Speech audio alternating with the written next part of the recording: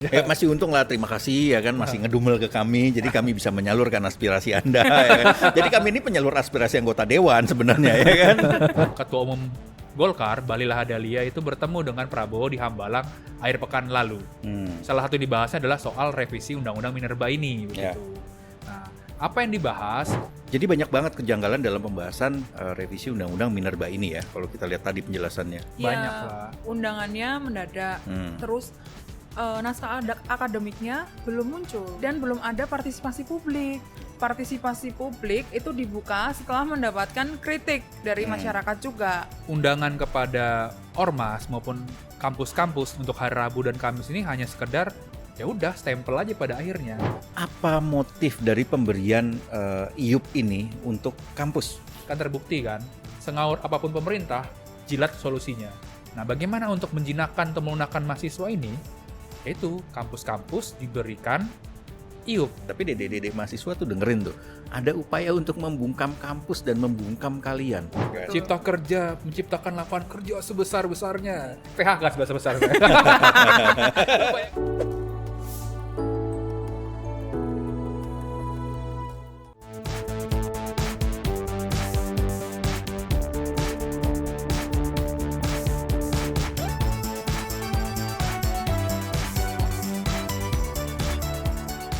Yo, jumpa lagi bersama kami di Bocor Arus Politik bersama saya Stefanus Pramono. Dua Husein Abri Dongoran. Francisca Kristirasana. Untuk teman-teman yang belum subscribe, silahkan klik tombol subscribe di akun YouTube tempo.co. Dan buat teman-teman yang ingin membaca laporan Tempo, silahkan klik link yang ada di deskripsi di bawah ini. Bagi teman-teman juga yang suka baca versi cetak, bisa klik link di deskripsi juga ya untuk membelinya. Rame ya? Apa tuh? Apa liputan nih, kalian kemarin. lo menghilang 2 minggu, Pram. 3 Ingat, minggu. 3 minggu. Cabi Kenapa? sekarang, Pram? Hah? Cabi. Ya, kita harus perbaikan gizi juga lah. Lo makan sih. siang sama Aguan ya? Ya, makan siang gratis ya kan? Terus diomel-omelin lagi kan makan siang. Yang diomelin. Gua kira lu mencari wangsit untuk bikin video nggak pakai baju terus begini nih. PA. Jangan marahin anak-anak dong. Ya, kasihan Anak-anak itu nanti. udah sekolah pusing, dimarah-marahin lagi. Ya mungkin dia ingin melakukan itu supaya naik pangkat jadi kolonel gitu ya, atau ya sebenarnya kalau kita melihatnya ini kacau ya, dia ingin menyeragamkan satu Indonesia. Ya udah, ini maunya pemerintah, ya udah lu ikutin gitu kan. Kalau udahlah, kita nggak perlu komentar terlalu usah lah. jauh ya soal itu Terlalu ya. jauh itu. Soalnya kan ya satu Indonesia sudah bisa lebih cerdas melihat gitu ya bagaimana yang semacam ini perlu kita sikapi. Betul, Ya. betul. Tapi kita happy ya karena tulisan terakhir di majalah Tempo yang ditulis oleh Erwan itu juga mendapat sorotan. Ya, dan Publik juga dan- dibocorkan di Bocor Halus ya. Betul, ya. Dan akhirnya Menteri ATR mengakui bahwa ada HGB di Sertifikat. atas lautan. Luar biasa. Tapi memang. kemarin banyak yang nyari si Egi ya. Mana Egi? Egi, mana Gi? Egi kabarnya Gi. terombang-ambing di laut sampai sekarang. Banyak Gimana? yang kasih perhatian ya ke Egi ya. Betul. Jadi udah bikin kapling bayong-bong belum di situ lo? Egi ini duluan ke tengah laut. Setelah itu baru DPR ke sana. DPR. Terus Nusron kemarin gitu ya. kemana lu muntah-muntah lo? Iya, lumayan lah. Karena hampir berapa jam gitu di laut ya. Terus? Walaupun siang, tapi ternyata cuacanya buruk. Jadi mual-mual juga, Pak. Mual-mual. Hati lo masih terombang-ambing, Gi. Apa yang menarik Gi di sana Gi? Ya, pagar laut ya pastinya ya. Aha. Lihat pagar laut langsung. Panjang banget pertama dan gak jelas juga ternyata buat apa memang. Udah jelas kalau itu ya memang akan disertifikatkan gitu, akan dibikin reklamasi kan ke depan. Lo udah dapet kafling belum Gi di sana? Gi? Belum dapet. Bagi-bagilah sama kita. Ada ya nanti ya. Lu beli Ih, lu mau punya kafling di sana? Enggak mau sih. Males gua. bayong-bong kafling gitu. Udah ya. Gua kesana lagi ya. Liputan dulu ya. Liputan Ada lagi. anak tapi khusus. lu happy kan? Pergi ke sana kan? Ya nggak salah Mengobati luka gua hati, nugasin lu ke Pram. sana ya. Mantap. Oke. Liputan lagi ya. Oke, Sampai jumpa, selamat Gi. liputan Gi. Oke, hari ini kita akan main apa? Sesuai dengan baju gue, Apa hubungannya? Tambang Mas. agak golkar-golkar gitu. Siapa Menteri SDM? Oh, SDM. Temannya Erwan. Yang berhubungan dengan pertambangan. Bahlil Lahadalia. Jadi kita akan main soal Tambang. tambang. Tambang Bagi-bagi lagi. tambang lagi ya. Ya. Ini kan ada rencana untuk membagikan tambang, izin tambang untuk kampus dan juga koperasi. Ya. ya kan? Sebelumnya sudah ada untuk ormas yang kemudian dispesifikkan menjadi ormas keagamaan. Ya. Gitu. Oke, seperti apa ceritanya? Silahkan Cica memulai. Ya, jadi ini ada yang menarik. Belakangan di penghujung reses itu DPR membahas rencana revisi Undang-Undang Minerba yang mengagetkan semua pihak gitu. Kok tiba-tiba ada revisi Undang-Undang Minerba? Di tengah reses pula, di ujung reses Di ya? ujung Tapi reses. masih reses lah ya? Masih reses gitu, pembahasannya di saat reses gitu. Nah, revisi Undang-Undang Minerba ini di klausul-klausul barunya itu yang mengagetkan adalah kampus dapat izin pertambangan, izin usaha pertambangan nanti, seperti ormas dulu. Nah, bagaimana sejarahnya gitu atau ceritanya? Jadi sebetulnya gerbang masuknya ini lewat putusan MK Pramsen sebelumnya. Tahun Jadi 2022 ya. ya, di 2022 itu MK pernah membuat putusan tentang Undang-Undang Nomor 4 Tahun 2009 tentang Minerba yang mencakup soal WIUP, wilayah izin usaha pertambangan. Nah, dari putusan MK itulah kemudian DPR membahas soal revisi Undang-Undang Minerba yang disesuaikan dengan putusan MK. Tapi masalahnya ini bukan hanya menyesuaikan dari putusan MK, tapi menambah norma baru.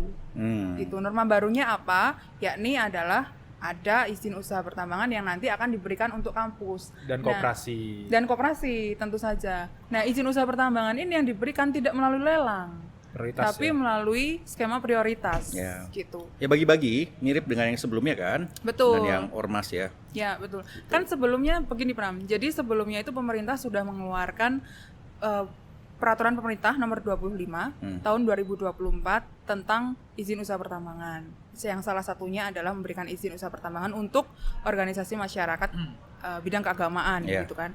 Nah, di situ belum bisa jalan ini PP ini. Kenapa? Karena tidak sesuai, tidak punya cantolan undang-undang ya kan? Betul, karena bertentangan dengan undang-undang. Di undang-undangnya itu pemberian izin usaha pertambangan untuk badan usaha itu harus melalui skema lelang. Ya, Sedangkan di PP nomor 25 tahun 2024 itu izin usaha pertambangan Prioritas. untuk ormas itu diberikan dengan skema prioritas. Ya. Gitu. Jadi nabrak, nggak bisa dijalankan lalu masuklah lewat revisi Undang-Undang Minerba. Jadi Ya. PP-nya ini nabrak undang-undang yang diganti gitu.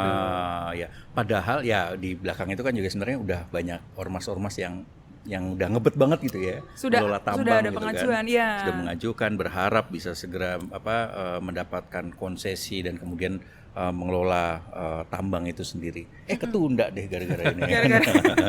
Salahnya setuju ya nggak? Ya. Dulu kan waktu pemberian waktu PP 25, waktu pemberian izin usaha pertambangan untuk ormas itu kan karena balas budi politik gitu atau janji politik lah ya, janji politik Jokowi sebelumnya kepada NU gitu kan. Kemudian disorongkan oleh Bahlil, kemudian jadilah PP nomor revisi PP nomor 96 yang akhirnya menjadi PP 25 tahun 2024. Ya tapi kan bukan cuma NU ya, kita tahu Ya. kemudian ada ormas-ormas lain yang Lain betul. juga kemudian ucuk gitu loh. Ya, Ketiban Iya, iu. mengekor. Ketiban iu. Kayak ketiban duren ya. Iyalah dapat untung, gimana menolaknya.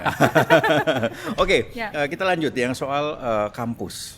Ya. Nah, ini gimana ceritanya kemudian aturannya ini bisa dibahas? Jadi Pram, beberapa orang Golkar cerita nih bahwa Ketua Umum Golkar, Bahlil Lahadalia itu bertemu dengan Prabowo di Hambalang akhir pekan lalu. Salah satu yang dibahasnya adalah soal revisi Undang-Undang Minerba ini begitu. Nah, apa yang dibahas ini senapas nih yang di DPR, yaitu ada pasal sisipan ya yang memasukkan bahwa kampus dan koperasi itu bisa mendapatkan IUP. Lalu berjalanlah di minggu ini ya. Di minggu ini pembahasan, tapi belum seminggu ini gue ceritain flashback dulu Pram. Jadi sekitar tanggal 14 dari Selasa itu ada rapat di Balek Badan Legislasi DPR.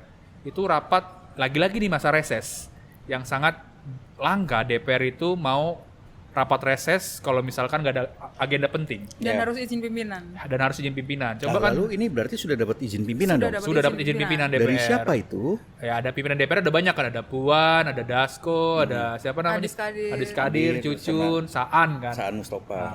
Ya minimal kan harus 2/3 kan, Iya. quorum juga untuk mendapatkan persetujuan itu. Nah di situ disampaikan lah. Bentar, ini belum terjawab nih. Apa? Siapa pimpinan DPR yang memberikan izin itu? Nanti dulu. Nanti dulu, nanti sabar. dulu. Sabar. Sabar. Baik, lanjut. Pelan-pelan, jangan. Pelan-pelan. Kan rezim sekarang rezim pelan-pelan.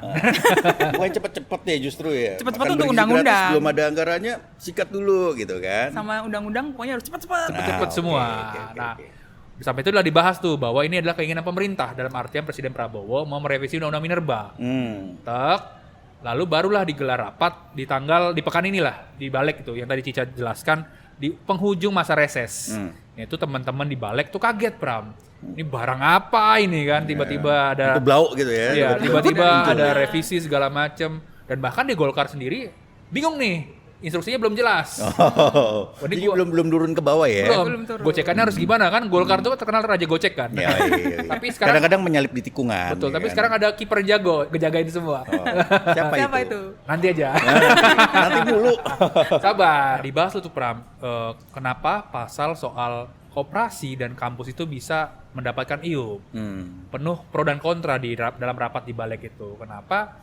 Karena beberapa anggota DPR itu memprotes pertama soal proses revisinya yang digelar secara cepat dan mendadak dan di tengah-tengah reses begitu. Ya. Lalu yang kedua, soal urgensi. Kenapa kampus ini kok diperbolehkan mendapatkan IUP? Padahal kan secara tridharma universitas, kampus ini kan nggak bisa cari cuan dengan cara seperti itu. Siapa aja yang mempertanyakan, Sin? Banyak Pram, beberapa anggota dewan yang hadir di situ. Kenapa? Karena yang pertama ya, rapat itu judulnya adalah inisiatif pengesahan Undang-Undang Minerba oleh Dewan, oleh Balik. Padahal kan sebelumnya itu sudah ada pengesahan di Prolegnas. Ini tiba-tiba barang nih masuk, Pram. Ya. Nah, orang-orang kaget nih, ini punya siapa nih, tuannya siapa nih, Ya. termasuk di Kim sendiri, khususnya wabil khususon Golkar. Nah, begitu. Terus, Kenapa Golkar? ya karena kan Menteri SDM-nya Bahlil Lahadalia, Oh, iya, Ketua Satgas Hilirisasi Bahlil Lahadalia gitu kan. Ya. Ketua Satgasnya banyak ini si Bahlil kan waktu itu sudah pernah kita tulis ya. Gitu loh. Mirip-mirip dengan Luhut juga di ini. Iya. ya kan? Luhut wannabe. Lo yang ngomong. Nggak konfirmasi kan? Emang bisa ya? Tiba-tiba aja nggak ada di Prolegnas gitu, terus kemudian masuk gitu aja dibahas Nah, gitu. itu dia yang menjadi pertanyaan anggota Balik ya Pram ya. Karena ya ini barang nggak jelas segala macam gitu ya. Tuannya nggak tahu siapa begitu. Nah, tiba-tiba masuk tapi ada setirnya nih, bilangnya ada kumulatif terbuka. Jadi bisa dimasukkan, akhirnya direvisi dan menjadi usulan Badan Legislasi DPR gitu. Dan memang selama ini kan Balik dipakai tempat untuk nge-tracking, Bram. Kebut-kebutan bahas undang-undang. Nah, jadi Ya. jadi dipakai di sana supaya cepat selesainya begitu. Dan undang-undang titipan ya, kebanyakan ya kalau kita lihat Iya. ya. Ya, titipan di situ banyak kan. Dan kepentingannya tentu untuk investasi biasanya. Ya, oke. Kalau untuk kepentingan rakyat, waduh belum siap segala macam. Tapi gue nambahin tadi ya, di rapat di Kapoksi di tanggal 14, 14 itu ya. Jadi ketua Balik gitu, Bob Hasan itu menyampaikan ke kepala Kapoksi yang hadir di rapat terbatas. Itu rapatnya itu terbatas di Balik di DPR gitu, siang hari gitu kan. 2-3 jam. Nah, di rapat itu Bob Hasan itu menyampaikan bahwa ini permintaan dari presiden. Ya. Untuk memasukkan unsur kampus dan koperasi. Koperasi jelas untuk pembiayaan supaya koperasi mandiri. Yang kedua, kampus ini supaya nantinya kampus ini tidak membebani mahasiswanya untuk membayar uang kuliah dengan tarif yang mahal. Gitu. Jadi nanti keinginannya itu supaya UKT-nya itu turun. Gitu. Jadi biaya UKT turun dibiayai dari apa? Dari berbagai pemasukan, salah satunya dari tambang. Too good to be true ya kayaknya ya, yang Nah, semacam ini ya. Gua Ini agak banyak- skeptis sih soal ini. Ini banyak ditentang juga oleh anggota Balik sebetulnya. Saat itu ya, Saat dalam rapat itu. Karena pertama, bagaimana kita bisa menjamin nanti kalau kampus mendapatkan izin usaha pertambangan, lalu dia bisa menurunkan uang kuliahnya pertama. Yang kedua, apakah kampus itu punya resources Ya. untuk mengelola pertambangan? Meskipun kampus itu punya jurusan-jurusan teknik gitu. Nah, dijawab di situ oleh quote and quote aktor gitu ya. Aktor yang mendorong gitu. Jadi dijawab Siapa aktor itu? ada 2 partai Pram sebetulnya, yakni Gerindra dan Golkar yang ngotot Oke. untuk revisi Undang-Undang Minerba ini. Walaupun beberapa orang Golkar juga mempertanyakan gitu kan Ya. sebelumnya. Argumennya itu adalah kampus ini kan banyak yang punya fakultas perminyakan atau jurusan perminyakan yang SDM-nya tentu menguasai untuk mengelola pertambangan gitu. Dan sebelumnya juga ada usulan juga dari kampus-kampus swasta agar kampus dilibatkan dalam pengelolaan pertambangan gitu. Jadi argumen-argumen yang disampaikan tuh itu. Ya oke. Kenapa? Gua cuman nggak percaya aja dengan argumentasi yang semacam itu ya. Iya, jangan kan kita Konyol anggota banget balik aja gitu. nggak percaya juga. Iya ya kan, sama rekan mereka sendiri nggak Iya, percaya kan. betul. Cipta kerja, menciptakan lapangan kerja sebesar-besarnya. PHK sebesar-besarnya. Lu bayangin aja itu. Keren. Oke, Pramsen di Balik juga ada cerita begini. Orang-orang DPR, khususnya di bidang energi ya, di Komisi 12, juga menyoroti nih, kenapa undang-undang ini direvisinya justru di Balik, bukan di Komisi 12. Nah, padahal kan ini kan di komisi di Balik itu kan yang paham soal energi itu bisa dihitung jari lah ya. Ya. Karena yang wabil khususon lagi yang bisa menghitung ataupun paham soal energi itu di Komisi 12 DPR. Tapi mereka lagi-lagi cuma ngedumul-ngedumul aja ke kita kan. Secara on record pun nggak mau gitu kan, cuma ngedumul, bener bang gitu aja. Ya, masih untung lah, terima kasih ya kan, masih ngedumel ke kami, jadi kami bisa menyalurkan aspirasi Anda ya kan? Jadi kami ini penyalur aspirasi anggota dewan sebenarnya ya kan. Jadi banyak banget kejanggalan dalam pembahasan revisi undang-undang Minerba ini ya, kalau kita lihat tadi penjelasannya. Banyak Ya, lah. undangannya mendadak, terus naskah akademiknya belum muncul. Wah. Jadi ketika anggota dewan Balik itu rapat pleno di Senin pagi, itu mayoritas itu belum memegang naskah akademik. Jadi naskah akademik baru mereka pegang setelah rapat pleno. Dan di undangan yang tadi sudah disebut Hussein, undangan yang mendadak disampaikan melalui WA lewat sekretaris Balik, itu di dalam agenda itu sudah diskenariokan gitu, bahwa di satu hari nanti itu pembahasannya itu maraton tuh. Pertama dari pembahasan dari rapat pleno dulu, terus pembentukan panja, terus langsung dari pembentukan panja itu langsung disahkan atau disetujui untuk dibawa ke rapat paripurna menjadi revisi undang-undang yang diusulkan oleh Balik sebagai inisiatif dewan. Ya.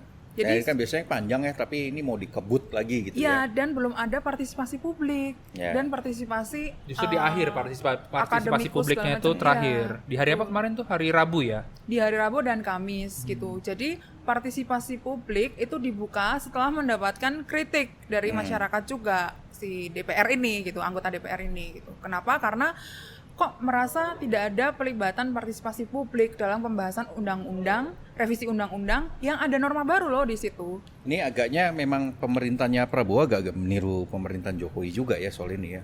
Ya, Soal pembahasan mereplikasi. undang-undang cepat gitu. Kan melanjutkan, Bram. Ya melanjutkan Ya, betul. visi misinya aja melanjutkan pemerintahan. Tapi Oke. kemarin gue juga ngobrol sama orang Balik ya Pram. Dia bilang bahwa undangan kepada ormas maupun kampus-kampus untuk hari Rabu dan Kamis ini hanya sekedar ya udah stempel aja pada akhirnya.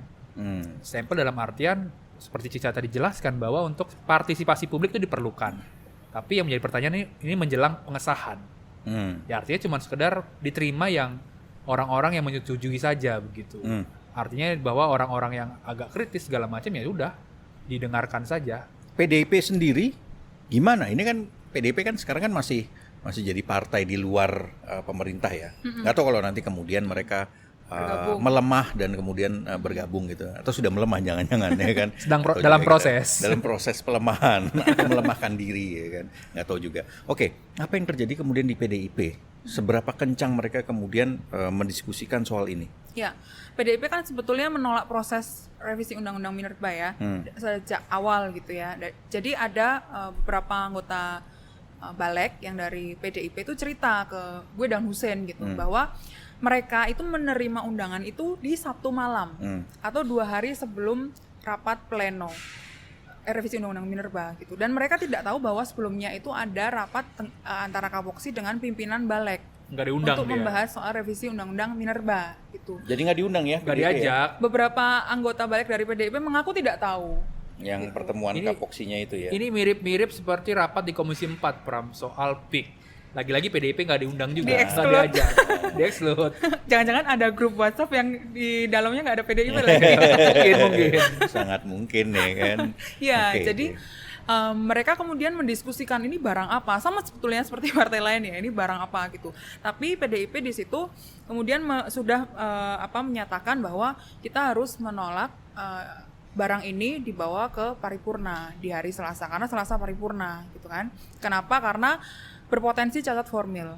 Pertama, tidak ada naskah akademik yang mereka terima dulu. Yang kedua, tidak melibatkan partisipasi publik untuk membahas revisi undang-undang ini.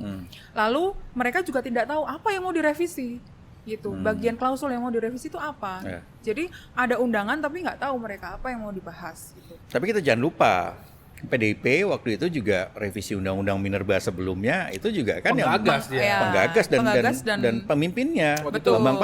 Bambang Wuryanto atau Bambang Pacul yang kemudian menjadi ketua revisinya ini kan, dan kemudian ternyata itu RU-nya revisinya juga bermasalah, cepat angin gitu. berubah dengan cepat. Jadi begitu angin berubah itu ya gitulah, sikapnya juga berubah gitu. Sikapnya berubah, betul. Dan sekretaris fraksi waktu itu memberikan semacam perintah gitu untuk partai secara tegas untuk menolak lebih dulu soal Dolfi ya ini ya, sekretaris Dolfi. fraksi PDIP. Ya, lalu di hari Minggu itu anggota balik dari PDIP juga, Andreas Parira, itu berkonsultasi dengan Hasto, Sekjen PDIP. Ini ada barang seperti ini di DPR, lalu sikap kita seperti apa? Lalu Hasto menyampaikan kalau undang-undang kita jangan main-main gitu. Dan Andreas Parira menitip pesan kepada Hasto untuk menyampaikan agar revisi undang-undang minerba ini juga menjadi perhatian Ketua Umum PDIP, yakni Megawati Soekarno Putri. Oke, prosesnya sudah ya, berbagai kejanggalan sudah kita ungkap. Detailnya nanti bisa dibuka di majalah Tempo. Termasuk dia ini nggak mau nyebutin nih siapa nih tadi nih. Di majalah Tempo DPR, aja. Di majalah Tempo. Oke. Ntar Ya, muka-muka kita jadi reels di TikTok loh. yang penting jangan dilempar batu. Sembunyi tangan. Oke. Apa motif dari pemberian IUP ini untuk kampus? Gue cerita dari belakang dulu ya, Pram. Di eranya Jokowi. Jadi ini ada seorang Jokowi lagi ya? Ya, Oke. di Undang-Undang Minerba. Jadi ada salah satu orang lah yang memang jadi penggagas soal revisi Undang-Undang Minerba ini. Jadi waktu itu Jokowi ingin dalam rangka belas kasih ataupun terima kasih kepada para ormas. Ormas ini dikasihlah IUP. Dengan catatan ormas ini nggak usah kritis-kritis lah kepada pemerintahan. Ada dua hal yang akan disorot waktu Jokowi saat itu. Yang pertama, soal MK. Jika terjadi gugatan apapun, MK ini nanti nggak usah dikritisi oleh ormas-ormas Islam. Lalu yang kedua soal Pilpres. Kan terbukti kan, sengaur apapun pemerintah, jilat solusinya. Bener kan? Waduh, bahasa lu. Oke. Bener kan, faktanya Ya, begitu. benar. Nah, revisi selesai segala macam, ormas sudah persiapan dapat IUP, tiba-tiba yang sering demo adalah adik-adik mahasiswa. Nah, bagaimana untuk menjinakkan atau melunakkan mahasiswa ini? Yaitu kampus-kampus diberikan IUP dengan harapan para pejabat kampus ini bisa meredam mahasiswa-mahasiswa untuk tidak mengkritisi pemerintahan Prabowo Subianto. Ada contohnya, Bram. Sebelum Prabowo dilantik, lu masih ingat gak tuh soal revisi undang-undang pilkada yang Kaisang bentar lagi nyemplung tuh jadi cagup Jakarta kan? Jakarta tuh Jawa Tengah ya waktu itu. Tiba-tiba yang demonstrasi mahasiswa menolak kan, dan masyarakat sipil dan lain-lainnya. Itu demo pertama. Demo kedua soal PPN 12%. Mahasiswa banyak turun ke jalan, bahkan K-popers gitu yang jarang terdengar demo dan lain-lain turun ke jalan. Nah, pihak Prabowo menganalisa, ini kok mahasiswa ini kok semakin kritis terhadap pemerintah begitu ya. Bagus itu padahal kan, termasuk mahasiswa mengkritisi soal itu, Bram. Makan siang gratis kan dikritisi kan mahasiswa. Tapi ada tuh ormas bilang 40 keracunan nggak apa-apa gitu. Ormas apa itu? Dapat tambang. Dapat yang tambang. sudah menerima izin tambang. Bisa cek beritanya ya, nggak usah konfirmasi kan nih. Nggak usah, udah pernah ngomong berarti. Udah pernah ngomong. Nah, itulah motif politik sebetulnya, bahwa agar nanti pemerintahan Prabowo ini berjalan smooth, yang mengkritisi semakin dikit gitu. Ya, kalau kita melihat juga ormas-ormas ini, apakah mereka bersuara keras waktu PPN 12%? Apakah mereka bersuara keras waktu ada rencana revisi Undang-Undang Pilkada yang membuka jalan bagi putra bungsu presiden waktu itu, ya kan, untuk menjadi calon kepala daerah. Nggak ada. Ada. Mereka Kita akan- udah lihat ormas-ormas ini ya akhirnya mereka tidak berbicara soal kemaslahatan umat atau republik gitu ya, tapi lebih pada ya perut mereka sendiri. Ya, mereka akan kritis kalau misalkan jatah kursi kabinetnya kurang gitu. Ya. Bener kejadian kan? Kejadian. Kejadian Coba cek kan? aja tuh, ada Ya. berapa yang ijo-ijo di sana tinggal dikit kan? Iya. Dapat cuma 1 ya kalau nggak salah ya. Satu. 1 terus kemudian yang dapat bukan representasi. kerabatnya. Bukan kerabatnya. Bukan kerabat ya kan. Padahal udah nambahin 4% loh Iya. ya kan. 4%. Nggak dipilih. Udah bikin acara gede-gedean. Iya, ya pun kasihan. Oke lanjut. Jadi ini memang untuk membuat kritik pada pemerintah semakin berkurang ya. Betul. Karena kalau misalkan kampus bisa dipegang oleh pemerintah, mereka juga bisa meredam PDIP, Bang. Ini kalau berpikiran bahwa PDIP tetap berada konsisten di luar pemerintahan. Ya. Karena ini sejarah ya, Pram ya. Sejarah di eranya Soeharto yang menggulingkan Soeharto melakukan demonstrasi adalah mahasiswa dengan PDI saat itu kan. PDI ini memang sangat mengorkestrasi mahasiswanya luar biasa, demo dan lain-lainnya. Di eranya SBY juga begitu. PDIP kerja demo dan mahasiswa dan lain-lainnya begitu. Jadi memang Analisisnya orang-orang Gerindra seperti itu ya. betul. Makanya dicari cara agar ya tadi mahasiswa nggak kritis, PDIP juga nanti semakin masa di lapangannya semakin sedikit. Kalau misalkan mahasiswa bisa dipegang seperti gelas ini. Ya, boleh saja memang Gerindra menganalisisnya seperti itu atau orang-orang dekat Prabowo menganalisisnya seperti itu. Ada hubungan yang kuat antara PDIP dengan mahasiswa. Tapi kalau kita melihat juga demo-demo kemarin banyak juga kok mahasiswa yang pure gitu kan. Mereka Betul. bergerak gitu kan, Jogja, terus juga ya di Jakarta juga gitu. Jadi sebenarnya analisisnya ini nggak benar-benar banget kalau gue lihat gitu loh. Gue bukan membela PDIP, tapi dede-dede mahasiswa tuh dengerin tuh. Ada upaya untuk membungkam kampus dan membungkam kalian, Ya. ya kan? Sebetulnya dosen-dosen kampus juga sudah Mulai dibungkam, kan? mulai sadar bahwa upaya untuk merevisi undang-undang Minerba ini adalah usaha untuk membungkam kritiknya para mahasiswa atau membungkam kritik kampus gitu. Karena kampus itu kan adalah salah satu instrumen yang cukup punya instrumen kuat yang cukup kalau demo tuh bisa menggemparkan gitu. Tapi dengar-dengar kampus-kampus ini juga terbelah nih sikapnya nih. Ada yang menerima, ada yang menolak. Betul sekali. Nah, yang menerima ini sudah mengaku gitu ya. Jadi dari Asosiasi Perguruan Tinggi Swasta Indonesia, gue dan Hussein sudah wawancara gitu ya dengan Ketua APTISI Budi Jatmiko gitu. Memang ada kampus atau ada bagian dari kampus yang pro terhadap pemberian izin usaha tambang untuk kampus. Kenapa? Karena mereka merasa kampus itu punya SDM yang cukup bagus untuk ikut dalam pengelolaan tambang. Selama ini tambang itu kan banyak dikelola oleh pihak bahkan di luar Indonesia gitu. Pihak asing atau tangan-tangan asing gitu. Katakanlah misalnya Freeport, walaupun Freeport punya sejarah juga ya gitu. Tapi mereka berpikir kalau kampus tidak diberdayakan ya akan begini-begini saja gitu. Nah, sebetulnya dari APTISI itu sudah mengusulkan agar kampus ikut dalam pengelolaan tambang itu sudah sejak lama. Sudah sejak 2016 dan setelah ada peristiwa, jadi setelah Prabowo itu terpilih sebagai presiden, Ketua APTISI ini bertemu dengan Prabowo di satu event. Di satu event yang dihadiri oleh beberapa guru besar di salah satu hotel di Jakarta Selatan. Nah, di situ Budi Jatmiko yang juga adalah Ketua APTISI itu mempresentasikan salah satunya soal bagaimana peran kampus untuk pengelolaan komoditas termasuk pertambangan.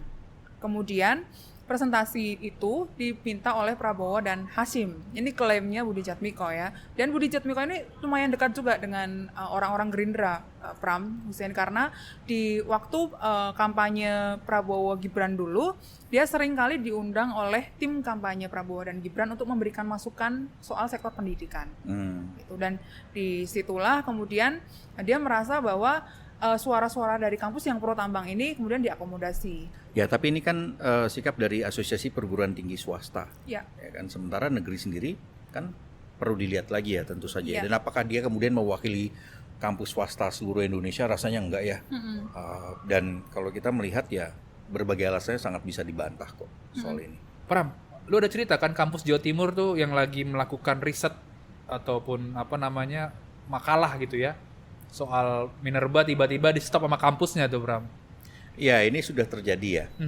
Jadi ini ada penelitian gitu yang mengkaji soal keterlibatan ormas dalam pengelolaan tambang. Gitu, dan hasilnya adalah ya ini semakin berdampak pada kerusakan lingkungan karena ketidakmampuan dari ormasnya itu. Dan memang ormasnya itu tidak punya kemampuan untuk mengelola tambang, ya kan? Kurang lebih seperti itu. Cica juga tahu kok, ya kan? Soal ini ya nggak ada. Gitu, dan ya kita sebut aja lah ya kampusnya lah ya. Itu kan di UNER. Gitu, dan bahkan ada permintaan supaya ini kemudian di take down nih hasil penelitiannya itu, ya kan, tidak lagi kemudian dimunculkan gitu. Dan itu ngawur banget. Namanya ini hasil riset, kajian yang ilmiah gitu ya, yang bisa mempersoalkan atau mengkritisi para pengelola tambang yang sebenarnya nggak punya kemampuan untuk melakukan itu. Nah, tapi kemudian itu di take down. Ya, kita sudah melihat nih represi terhadap kampus ini sudah mulai dan terutama terjadi juga di internalnya sendiri. Kacau ini rasanya nih. UNER Erlangga ya? Erlangga. Oh, yang dulu membungkam BEM, sekarang membungkam dosen ya? Iya, BEM FISIP waktu itu iya, ya. Ada apa namanya, papan bunga kan, tiba-tiba BEM yang dibekuin. Tapi kemudian karena muncul kritik dari publik, akhirnya dihidupkan lagi gitu kan. Ya udahlah ya, rasanya nggak perlu sebegininya lah untuk merepresi dan tidak perlu ada sama sekali bahkan represi terhadap dosen, terhadap mahasiswa. Itu kacau kalau kampus sampai kemudian merepresi dosennya sendiri atau mahasiswanya. Ngawur itu. Benar-benar ngawur itu menurut gue. Nah, Pram ada cerita lagi nih, Pram, soal ada khawatiran seperti ini di Balek dan beberapa orang teman-teman di Kim ya. Nanti akan lebih banyak proses-proses izin tambang. Dalam artian kampus walaupun dengan ngangengongnya penjelasan pembenaran itu kan, bahwa punya sumber daya manusia karena mereka punya fakultas teknik pertambangan dan lain-lain, tapi nanti ketika terkendala modal, pada akhirnya mereka akan menjual IUP yang diberikan oleh pemerintah ke pihak swasta. Dan nanti akan ada kayak sharing pendapatan, misalkan nih jual di awal, misalkan Pram punya berapa ribu hektar gitu kan, hektar tambang batu bara, nanti dihitung tuh berapa banyak, andaikan 1 bulan bisa dapat 1 juta ton, nanti tinggal berbagi aja tuh. Misalkan nanti gara-gara kampus besar gitu ya, bisa jadi 50-50, 50%, 50%. Tapi kampus tinggal pakai sarung aja gitu, terima beres gitu kan. Nah, ada narasumber cerita, Pram, dia melihat satu proposal dari ormas itu, menawarkan kepada pihak swasta untuk sharing IUP. Kata dia hasil ya. Sharing hasil. Pengelolaannya. Kata dia halaman depannya hurufnya gede-gede, hitam semua. Artinya memang sudah berjalan nih proses-proses ijon ini. Ngawur ya. Itu makanya. Berarti ini bahkan aturannya belum ada. Tapi mereka sudah siap-siap bagi hasil. Iya betul, karena biar berjalan kan. Ya, waktu kita juga menulis waktu itu soal revisi PP 96 soal IUP untuk ormas, itu kan juga ormas sudah ada yang mengusulkan kan sebelumnya. Jadi belum direvisi PP-nya, sudah ada usulannya. Ya. Begitu juga kampus sekarang ya. Kampus sekarang juga begitu. Wow, kampus mana itu, Sin? Adalah, Pram. Adalah. Tapi belum ada yang mengusulkan secara formal ya. Kalau dulu yang ormas kan sudah ada yang mengusulkan. Yang mengusulkan tuh ormas, tapi kampus akan dikhawatirkan seperti itu, meniru lah. Karena you name it lah, Pram. Kampus mana yang sekarang punya uang berlebih gitu untuk mengoperasikan suatu pertambangan, Pram? Iyalah, untuk menerima mahasiswanya ya mereka ngos-ngosan gitu kan. Iya. Terus sekarang mau ngelola izin tambang, mengelola tambang. Gimana caranya lu mau ngelola tambang kalau ekskavator aja nggak punya, kalau kemudian ya itu terlalu banyak lah ya, gue sendiri nggak terlalu ngerti itu, rumit itu. SDM-nya kan gaji gede tuh, bisa 20 juta ke atas, gimana? 30 juta. Udahlah, kampus itu cukup untuk pendidikan aja, ngurus pendidikan, nggak usah kemudian ngurus-ngurusin tambang segala. Norak tau nggak sih? Ya nggak sih? Iya, hidup Pram untuk 2029. Sikap Tempo gimana, Bram? Oke, sikap Tempo ya. Jadi Tempo sudah merumuskan sikap soal pembagian IUP untuk kampus-kampus. Pertama tentu saja ini di luar Nurul ya kan. Masuk kampus lokasi izin usaha pertambangan. Itu sudah ngawur gitu loh. Kampus tidak punya kemampuan untuk itu. Udahlah, mau bicara apapun, kampus tidak punya kemampuan untuk mengelola tambang. Dan kampus itu ya prinsipnya pendidikan saja gitu loh. Memberdayakan mahasiswa supaya bisa nantinya berarti untuk masyarakat. Oke, mencari profit, oke, kemudian butuh penghidupan, tapi bukan dengan cara seperti itu. Gimana caranya? Ya pemerintah cukup membagikan saja itu izin tambang kepada perusahaan yang memang layak, dan kemudian mainlah CSR-nya itu masuk ke untuk dunia pendidikan. Bukan kemudian kampusnya yang lola gitu loh. Ya. Jadi cukup sampai di situ saja. Kenapa? Karena mereka tidak punya kapasitas dan kapabilitas untuk melakukan itu. Ya. Tapi mereka kemudian tetap menerima. Ya kita tahulah kerusakannya seperti apa sih di negara ini yang terkait dengan tambang gitu ya. Berapa banyak tambang yang kemudian benar-benar memperhatikan aspek lingkungan. Nyaris tiada. Ya kan, kalau dengan begini ditambah lagi oleh kampus yang tidak punya kemampuan, dan ujung-ujungnya tentu saja larinya pada yang tadi lo bilang, akhirnya bukan pembagian IUP tapi jual beli IUP akhirnya, dan patut dicurigai. Dan nanti kita perlu melihat siapa perusahaan yang kemudian bekerja sama dengan mendompleng itu tadi, bekerja sama dengan kampus atau ormas. Nah itu nanti akan kelihatan, kita tunggu aja nanti. Ya, dan tidak pernah ada yang positif ya dari izin usaha sektor pertambangan yang menghasilkan kerusakan yang sangat besar untuk lingkungan, untuk masyarakat yang tinggal di sekitarnya. Cukup ya? Saksikan terus Bocor Halus Politik di YouTube Tempo.co dan kalian bisa mendengarkannya di Spotify Bocor Halus Politik. Sampai jumpa.